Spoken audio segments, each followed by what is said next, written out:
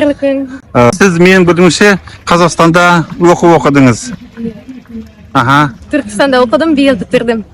Аха. Не себеп болды? Не үшін бардыңыз онда? Не үшін? Қобыз аспабын жақсылап үйрену үшін. Негізі Қазақстанды жақсы көргенім дәл осы жерде Құрылтайда тура 10 жыл бұрын пайда болды. Туран ансамбльдің концертінде.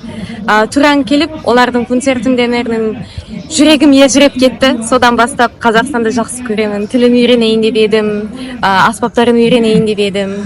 Тіл үйренуді қайдан бастадыңыз? Тіл үйренуді осы Венгрияда, Мажарстанда үйрене бастадым. 8 жыл бұрын Айша апайымыздан. Айша апайдан. Сосын университетке түсіп, сол жерде дайындық факультеті бар ғой? Иә. Сол жерде оқыдым. Енді жоспарларыңыз қандай, келешекте не істейін деп отырсыз? Енді болашақта осы Қазақстан мен Мажарстан арасында да жұмыс істегім келеді.